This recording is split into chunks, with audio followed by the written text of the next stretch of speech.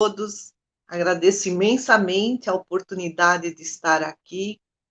E como Paulo falou, esse tema, perda de pessoas amadas, mortes prematuras, está lá no Evangelho segundo o Espiritismo, no capítulo 5, Bem-aventurados os aflitos.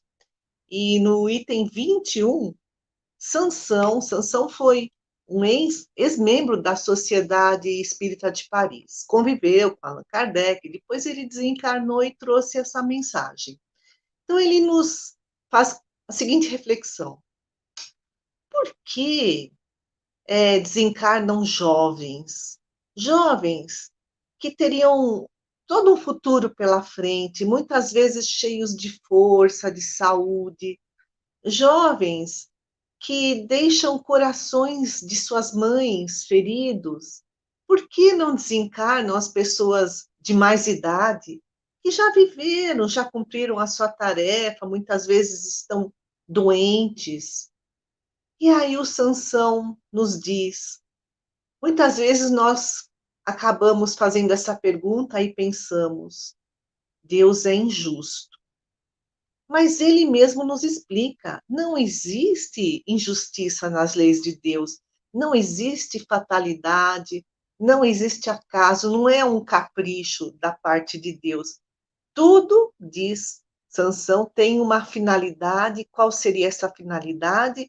A regeneração do nosso espírito.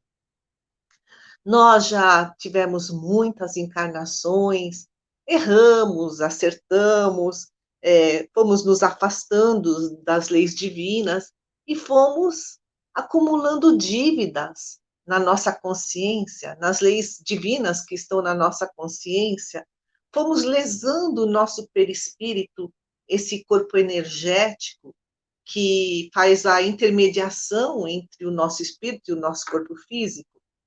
Então, como Deus é justo, estamos sujeitos à lei de ação e reação, nós precisamos resgatar essas dívidas, precisamos recompor, refazer o nosso espírito lesado, precisamos voltar à senda do bem, precisamos evoluir.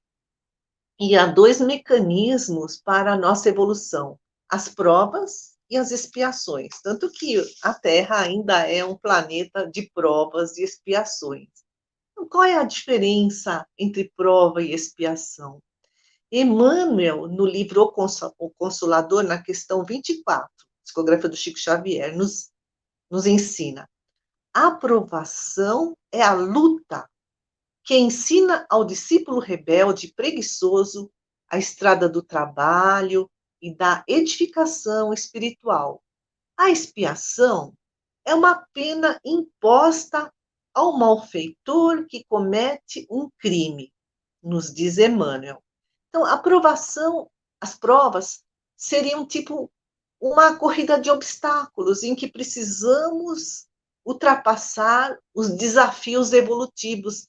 E, na maioria das vezes, as provas são escolhidas pelos próprios espíritos. Já a expiação é uma contenção, um freio para um freio temporário, para o nosso livre-arbítrio, porque usamos mal a nossa liberdade de escolhas. E para que não nos prejudiquemos ainda mais, teremos essa contenção da nossa liberdade e imposta. Isso é a expiação. Voltando lá para Sansão, no Evangelho segundo o Espiritismo, ele nos diz: a morte prematura é quase sempre um grande benefício que Deus concede ao que se vai, sendo assim preservado das misérias da vida. Ou seja, ele está nos dizendo que muitas vezes aquele que desencarna em tenra idade, na juventude, na infância, ele não precisa continuar sofrendo aqui nesse mundo de provas e expiações. Ou, por outro lado, nos diz Sansão,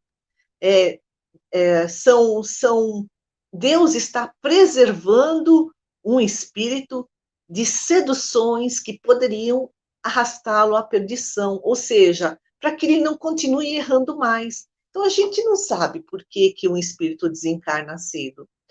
Aqui Sansão diz, ou é porque ele já cumpriu a sua tarefa, e ele não precisa mais continuar sofrendo aqui na Terra, ou porque ele estava muito equivocado na sua vida aqui, como encarnado, escolhendo os caminhos não bons, e para que ele não se endivide ainda mais, ele desencarna.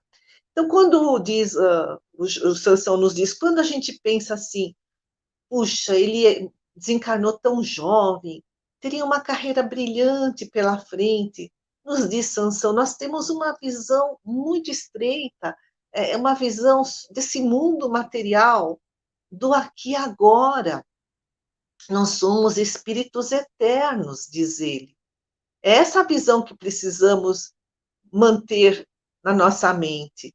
E ele diz: a Terra é um vale de misérias, nesse sentido, a morte é libertação. E, além do mais, diz ele, a separação não é eterna.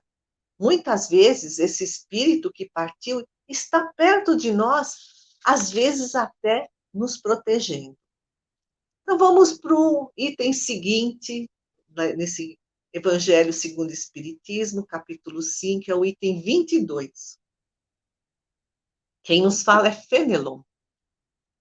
Fenelon, quando encarnado, no século XVII, na França, foi nobre, ele foi arcebispo, um orador brilhante, foi escritor, e naquela época, ou no século XVII, na França, havia muita intolerância, inclusive muita intolerância religiosa.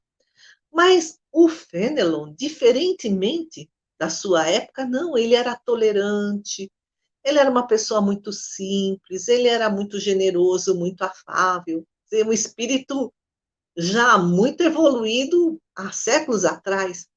E durante a codificação da doutrina espírita, ele trouxe muitas mensagens que estão lá no Evangelho segundo o Espiritismo, no Livro dos Espíritos, no Livro dos Médiuns, no Céu e Inferno, na Revista Espírita. Então, nos ensina Fenelon que nós dizemos assim, digamos que haja um tiroteio e diz ele o malvado, né? O malvado acaba escapando e o homem de bem morre. Então, nós temos essa falsa impressão e dizemos, se fosse um homem de bem, teria morrido. Ah, mas ele diz, não, é verdade, porque esse que desencarnou teve a sua tarefa terminada, desde que não provocou, desde que ele não tenha buscado suicídio direto ou indireto. Enquanto que aquele que continua na Terra, muitas vezes, nem começou a sua tarefa, ele ainda tem os resgates para fazer, tudo aquilo que ele programou antes do reencarne, tem as reconciliações, tem a sua reforma íntima. Isso vem ao encontro do que nos disse Sansão. O homem de bem cumpriu a sua tarefa na Terra, não precisa mais sofrer. Então, se fosse um homem de bem, teria morrido. Aí o Fenelon fala assim, por que então quereis que o mal, aquele que faz atrocidades, né? O bandido, não tenha tempo de acabar as suas tarefas aqui na Terra, e que o outro continue preso à gleba terrena. Diz ele, o Fenelon, quando a pessoa comete algum delito, ela vai para a prisão, ela cumpre a sua pena, o seu tempo na prisão. Esse tempo esgotou, ela sai da prisão. E diz ele, a Terra é assim também. A Terra é um cativeiro. A morte é uma libertação. E aí Fenelon nos fala, frequentemente o mal é um bem, porque nossas faculdades ainda são muito limitadas e o todo nos escapa. Toda a justiça de vida, todas as nossas muitas encarnações, o nosso projeto espiritual. E a gente vai lá para Humberto de Campos, no livro Boa Nova, Psicografia do Chico Xavier, no capítulo 14, em que ele nos narra uma situação na época de Jesus, com Jesus. Diz o Humberto de Campos, era um sábado, e Jesus e alguns discípulos estavam entrando na cidade de Jerusalém. E aquele dia era um dia de festa, festas judaicas. A cidade estava muito cheia de pessoas. E como Jesus já era conhecido, já havia feito muitas curas, cegos, paralíticos, aleijados se aproximaram do Mestre e Jesus os curou. Mais tarde, quando Jesus estava a sós com seus discípulos, ele explicou que o nosso corpo físico é uma veste. Nós espíritos, somos os donos dessa veste. Só que essa veste orgânica, ela se desgasta, o tempo passa, ela vai ficando rota e vem o desencarne, que é a necessidade de mudar essa roupa. Então Jesus explica isso para os discípulos. André pergunta também, mas mestre, por que há aqueles que têm uma veste bonita, são belos, jovens, outros são aleijados, paralíticos? E aí o que Jesus ensina para eles, lá no livro Boa Nova? Seria justo conceder-se uma segunda veste, mais perfeita e mais bela, ao espírito rebelde que estragou a primeira? Pelos abusos, pelas más escolhas, pela plantação de atos que prejudicassem a nós, ao próximo, até ao planeta, nós fomos lesando essa veste, o nosso perispírito foi ficando desequilibrado.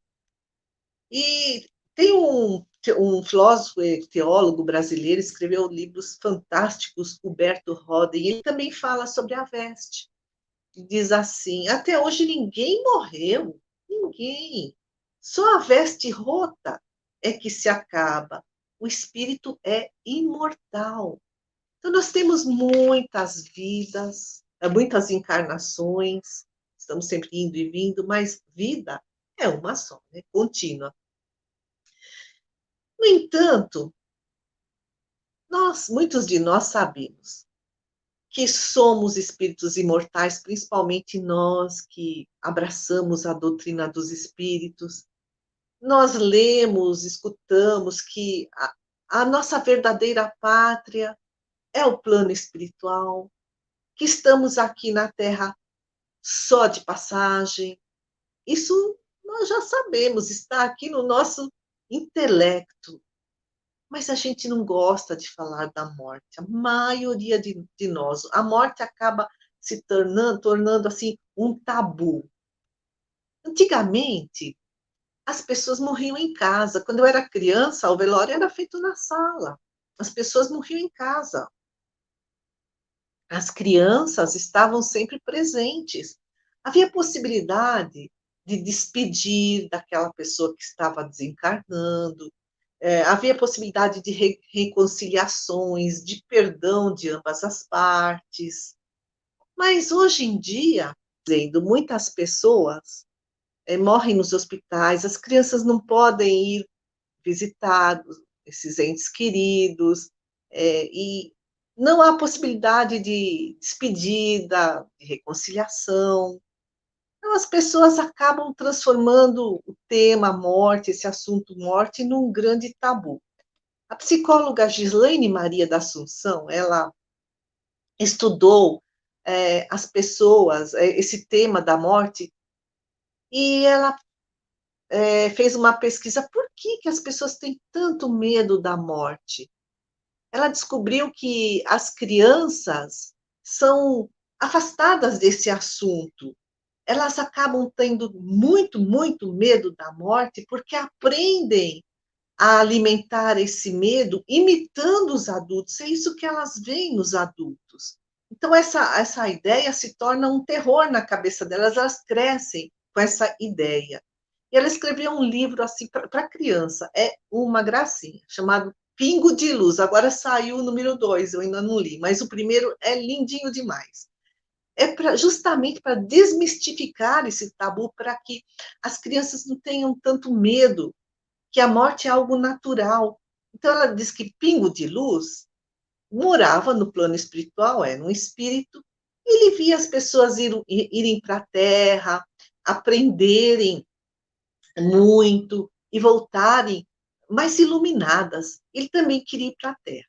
Aí ele foi, reencarnou, viveu, depois de muitas peripécias, desencarnou e ele voltou muito mais, uma luz muito mais grandiosa.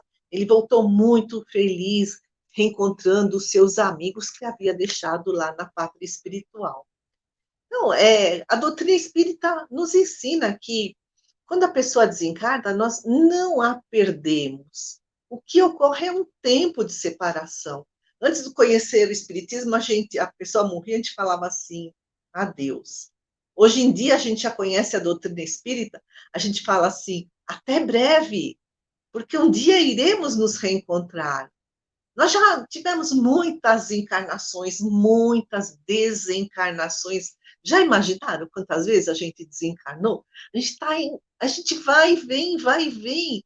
Esses encarnes, esses desencarnes estão nos ensinando a viver com as presenças dos entes queridos e com as ausências desses entes queridos, para que aprendamos a desapegar, entendendo, né, que ele está do outro lado, está seguindo em frente, e nós também precisamos, então, apesar da ausência, seguir em frente, procurar viver com plenitude, apesar da ausência, sabe? E manter acesa essa chama de que um dia vamos nos reencontrar.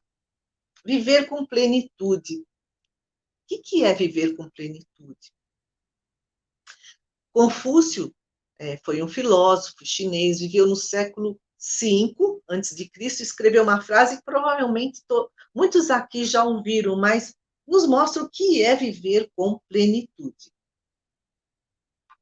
Diz ele: quando você nasceu, todos sorriam, só você chorava. Faça de tudo, pois, quando você morrer, todos irão chorar e você sorrirá. Quer dizer, faça de tudo que é bom. Aprender, fazer o bem, evoluir. Bom, a gente, então, conhece a justiça divina, sabemos que somos espíritos eternos, que não haverá uma separação definitiva, será uma separação temporária. Muitos desencarnam porque já cumpriram a sua missão aqui na Terra, então se libertaram do nosso planeta, que é um cativeiro. Outros, por outro lado, são retirados da vida física para não cometerem erros ainda maiores por conta da misericórdia divina. Mas e as mortes prematuras? Chico Xavier mesmo falou: não existe sofrimento maior do que a dor de perder um filho. E, no entanto, foi ele que, durante 60 anos, trouxe milhares de cartas aos pais, pai, mãe, desses jovens que desencarnaram. Algumas dessas cartas tinham assinaturas que eram idênticas aos documentos daquele que partiu. E traziam também, e trazia detalhes que só a família conhecia. E às vezes que depois comprovavam coisas que nem eles sabiam e comprovavam a veracidade dos fatos. Tem aquele filme As Mães de Chico, é muito bacana, que mostra toda essa situação. Tem uma lenda árabe, provavelmente também alguns já ouviram, chamada As Joias Devolvidas, mas É muito bonita essa lenda, vale a pena a gente ouvir novamente, porque é muito ensinamento que ela traz. Havia um rabi que morava com a esposa e 2 filhos. E um dia ele teve que fazer uma longa viagem, e só ele, sozinho, e ficou em casa, a esposa e os 2 filhos ficaram em casa. Enquanto ele estava fora, os 2 filhos sofreram um acidente e desencarnaram. Conseguiu ser forte e suportou a perda. Mas ela ficou muito preocupada com o marido, porque ele era cardíaco, né? Tinha insuficiência cardíaca, e ela pensou: como vou dar essa notícia para o meu marido? Ela fez uma prece, pediu à espiritualidade que lhe inspirasse, e quando ele chegou de viagem, ele logo foi perguntando pelos filhos.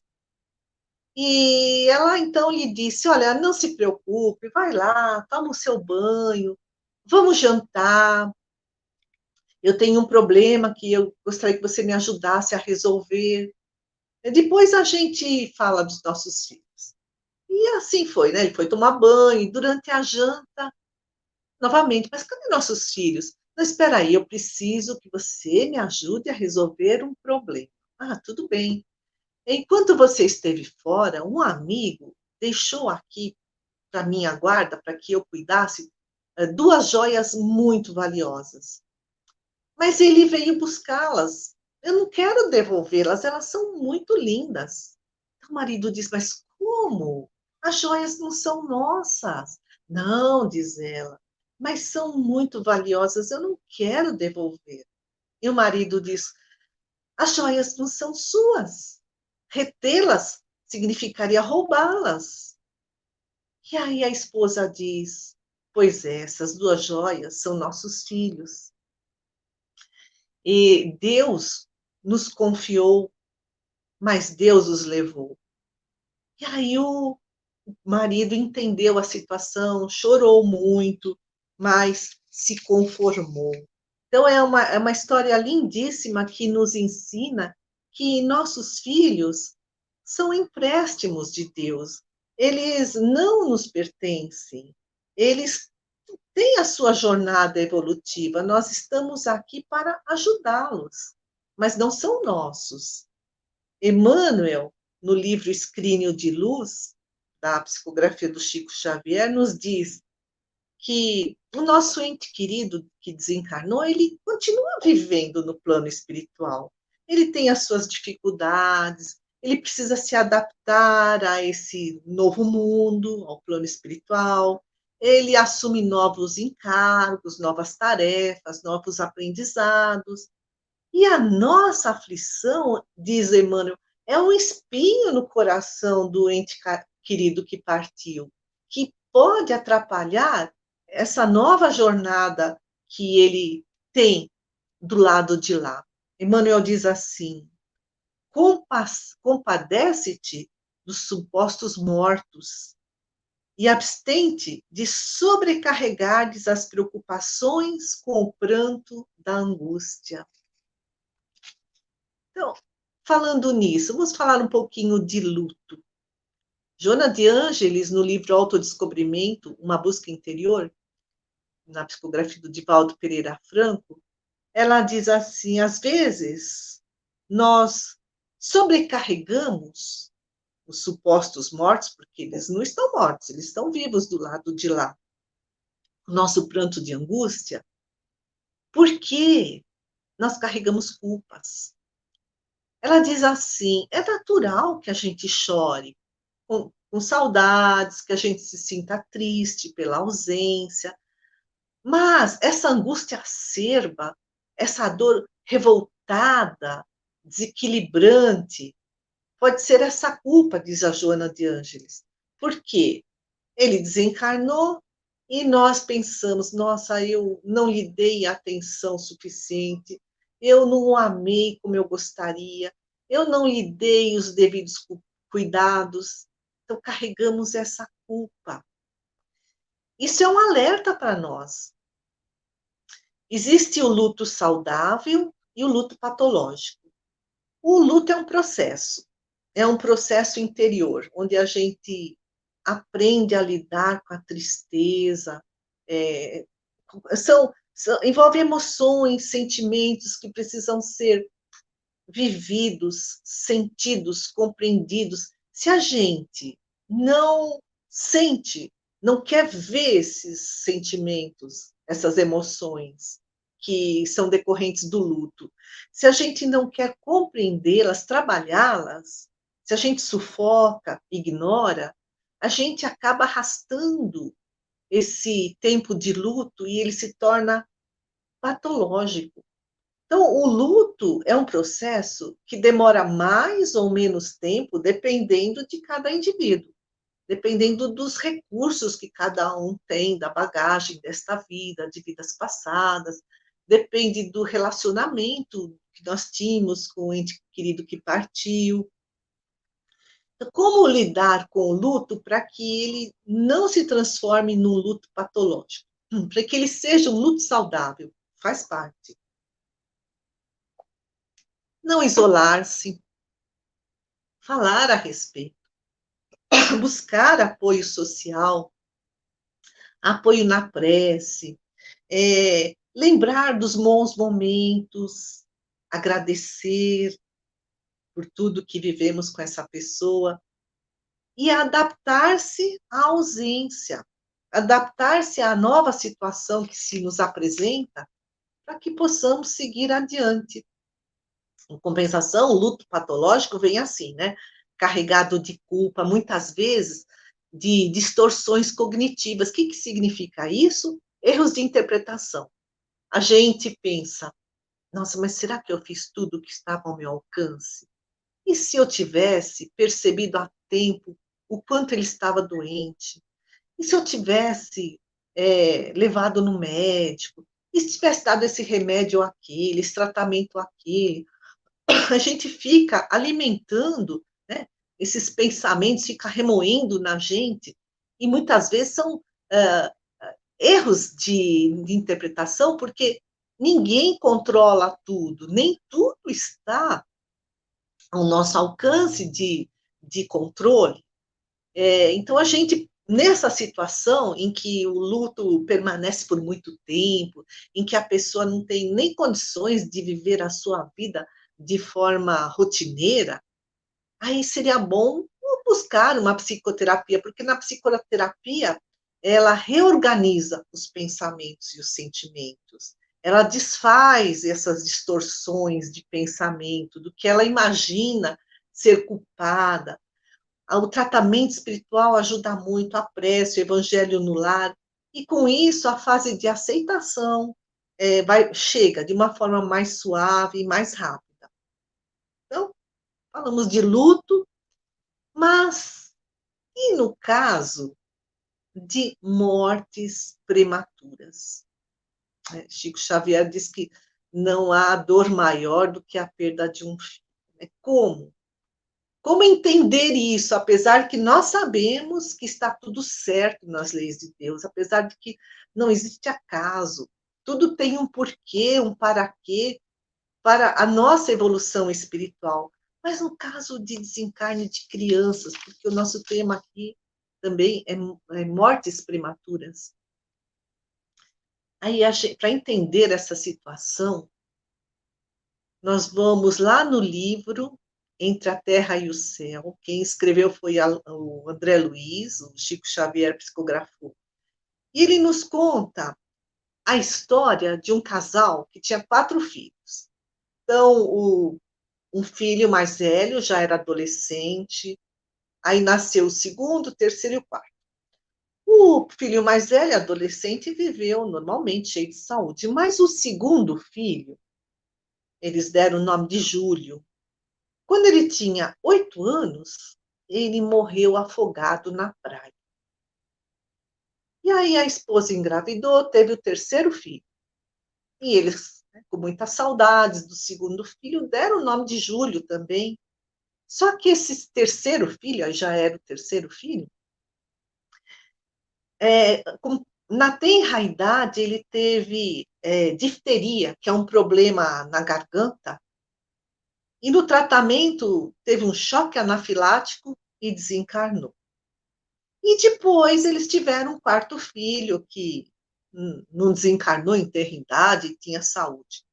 E aí o André Luiz nos diz que o segundo e o terceiro filho, que os pais deram o nome de Júlio aos dois, era o mesmo espírito, mas os pais não sabiam. Quer dizer, o primeiro Júlio desencarnou na praia, afogado, reencarnou novamente como Júlio e desencarnou muito novinho com difteria. Parece injusto, doloroso demais, mas aí o André Luiz nos traz aqui uma explicação sobre a misericórdia divina. O que aconteceu no século XIX, durante a Guerra do Paraguai.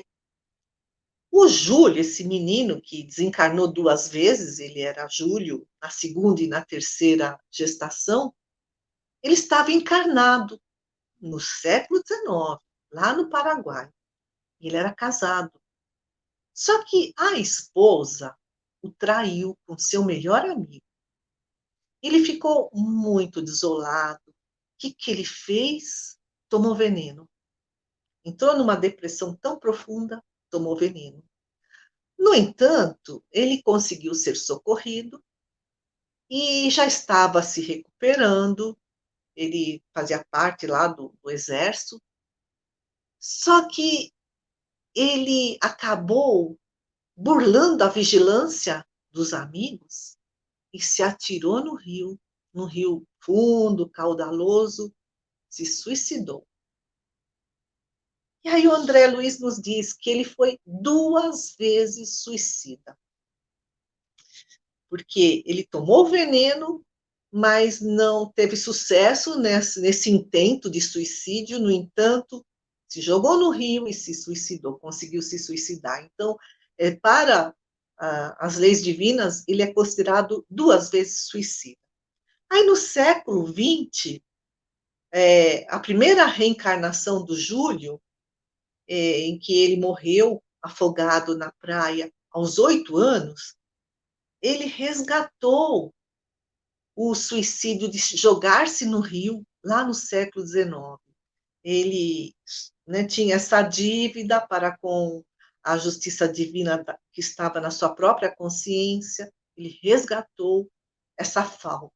Só que, aos 8 anos, ele desencarnou, foi para o plano espiritual e estava sofrendo muito, ele continuou sofrendo muito, porque ele havia lesado o seu corpo energético, o seu corpo espiritual, o seu perispírito, por conta do veneno, e ele tinha muitas dores na garganta, sofrendo muito lá no plano espiritual.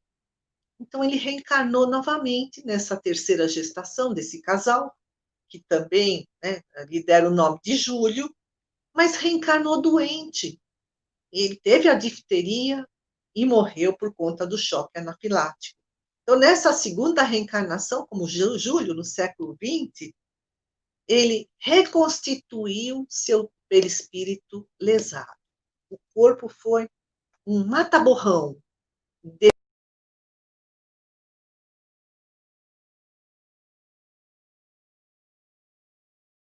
Foi esse mata-borrão desse perispírito lesado. E diz André Luiz, Júlio reencarnou na mesma família, doentio, ligeira a prova necessária. Júlio sofrerá o aflitivo desejo de permanecer na terra, com um empréstimo do corpo físico a prazo longo. Entretanto, suicida que foi, com 2 tentativas de autoaniquilamento, por 2 vezes deverá experimentar a frustração para valorizar com mais segurança a bênção da vida terrestre.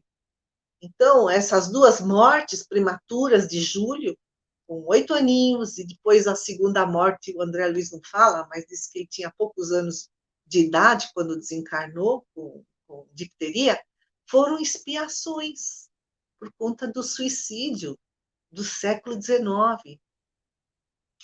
Mas a gente não pode julgar nunca, porque no caso de Júlio, a morte prematura foi uma expiação, um resgate de faltas passadas. No entanto, o Richard Simonetti, ele nos conta uma situação oposta, uma situação diferente.